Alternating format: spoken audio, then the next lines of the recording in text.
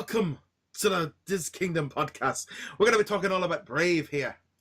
Was that supposed to be Scottish? I was supposed to be kind of incorporating my Scottish grammar, but it didn't really work. But I have got Scottish blood in me.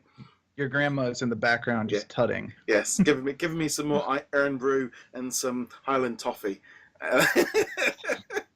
This is going to be a terrible episode. In this episode, see, I've already got a bluff. In this episode, we're going to be talking all about the Brave video game. I know it's a really new video game. It's just come out. Actually, it was on Xbox Games with Gold. 6 years old. Yeah, it was on Xbox Gold this month, so it was a free game. We both have Xbox, and we've not really had any new Disney games for a while. So and we did the same with Split Second last month. So it was like, well, you know, a lot of people got to play this for the first time, including me. I'd not played it before. You played it? And me. Yeah. No, I had not played it. So I played through this for a few nights because I was waiting for Kirby to be delivered, and it probably took me about 4 hours. It wasn't a huge game. Kind of reminded me a little bit of Toy Box Takeover.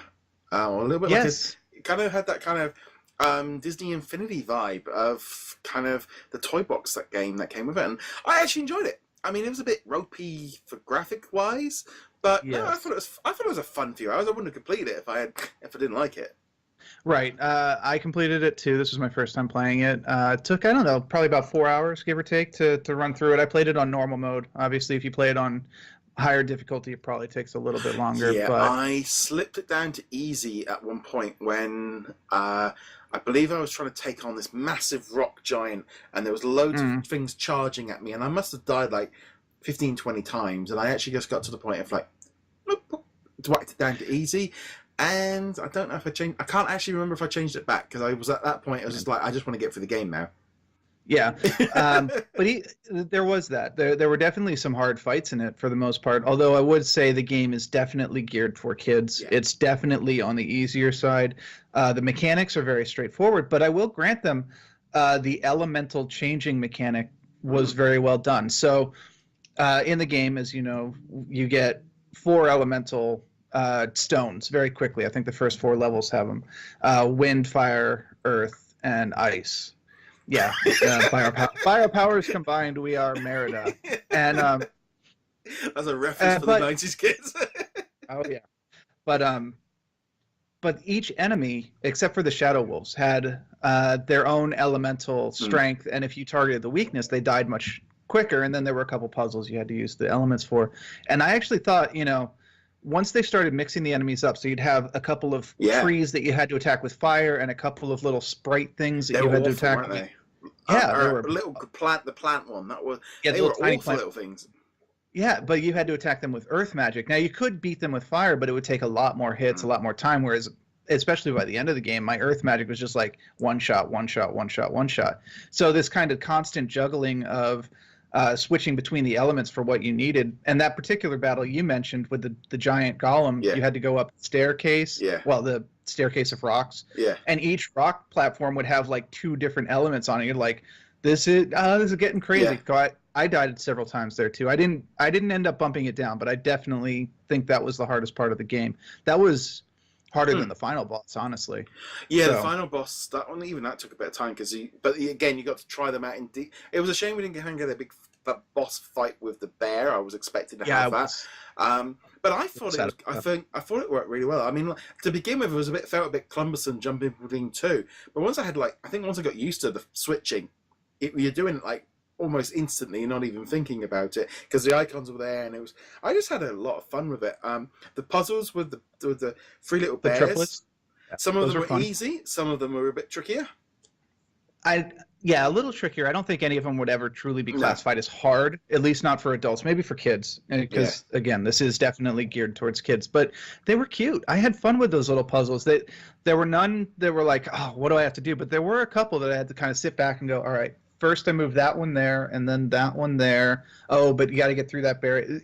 So it's not a complicated game. It's not the game that's going to make you, like, jump up, throw your controller at the screen, but it's also not to just I'm not even looking at the screen and I'm still winning kind of game. So a lot of fun, honestly.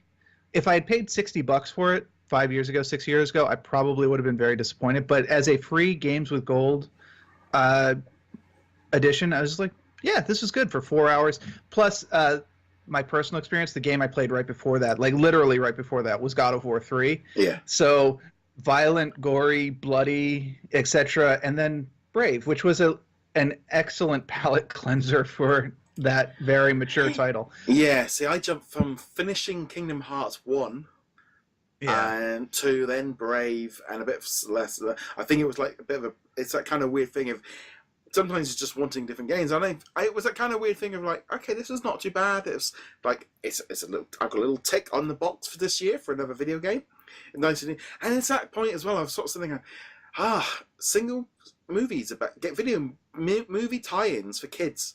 Like, something simple like this. I mean, this is nowhere near kind of, I can't see the development time for this was a massive amount of years, like, Breath of the Wild or anything like that. But it's like, something like this is missing, that feeling of having a big Disney movie come out and not having something to kind of tie in with it. And, we haven't had really these for so long. And it's like, you kind of play this and go, yeah, I think kids would love this. This would be a fun little game. Yeah, I mean, it's a good afternoon game, a game you can play through once, but I can see the combat being fun enough for little kids because it's a very straightforward combat, just swords and bows, and they upgrade throughout the game. The bow, I have to keep in mind, when you upgrade the bow, the one you have by the end of the game is just freaking massive. Yeah, I was just trying to think, it looked like a Monster Hunter kind of Final Fantasy like sword kind of thing. It was massive. And like I said, it was fun. It's that kind of thing. It reminded me of that thing of, like I said, these kind of games, and I think this is where Nintendo are like just storming ahead with being this kind of platform with these kind of games. Something like this would work on, and work very well as something like that. I'm playing Kirby at the moment now, and it's that kind of feeling of that very similar kind of thing. It's not extremely the best game ever, but it's fun, and it's good and that's what this game was. It was fun. That's, I think, the ultimate review of it is it was fun. It didn't take very long to play. Kids are going to love it. It doesn't require a whole lot of thinking. Like, I think I missed only a single collectible playing through the entire game, and that was not looking very hard. That was just being like, oh, hey, there's a path over there. Oh, hey, collectible, that kind of thing. And I missed just one. Yeah. But yeah, if you have an Xbox and you have Games with Gold, this is absolutely worth downloading. This is absolutely worth giving a try, playing for an afternoon, especially if you have a kid. There is a co-op. There is couch co-op. I did not try it myself, but the second controller controls one of the little will-o'-the-wisps, and I think it's got very similar moves to Merida, although you do have to upgrade the will-o'-the-wisp separately from Merida, which is kind of annoying. Because that would make a bit more sense, because I started upgrading them, and I'm going, what is this thing I'm upgrading? I probably shouldn't have bothered spending my coins on them then, because I didn't really realise what they were for. But no, again, it's that kind of thing. It was good. I think had this been if I'd got this on the PlayStation 3 originally, at the time, probably would have been like, oh, this looks quite good. Her hair looked a bit messy, but like I said, it had that toy box. Because we had that, I can't think of what the name of it was, but we had that Brave little toy box disc in Disney Infinity 2.0, and it felt very similar to that. It actually looked like a better version of that. It did. I think even though Infinity came out before this, after this, this is a better version of the toy box. But then again, this is also a dedicated thing, whereas the toy box was randomly generated and from a set assets, and it had to be tuned so that every character could play in the toy box rather than just Merida. Did you find sometimes it got a bit dark? You can actually see what you were doing. Not to the point where I couldn't see what I was doing, but there are definitely dark parts to it, and we're talking obviously physically dark, not emotionally dark. But I did notice that the character has a glow around you depending on which element you have. So like the earth element is green and all that. So it helped. There were a couple cave levels. It was kind of a little bit dark, but never to the point where I was like, oh, I can't see where I'm going, or I missed a path or whatever. No.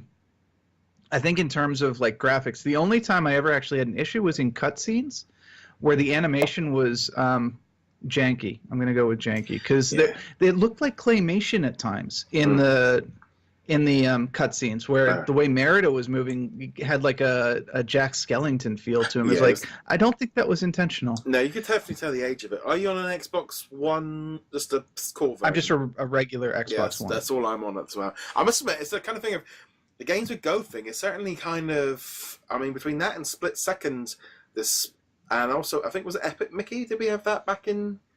We had another one in January or something. But it's actually, I mean, it's pretty much just become my 360. But it's great. I mean, and I'm hoping that we get the new Clone Wars in May. But hopefully, who knows? That's a bit of a no. They're going to give us.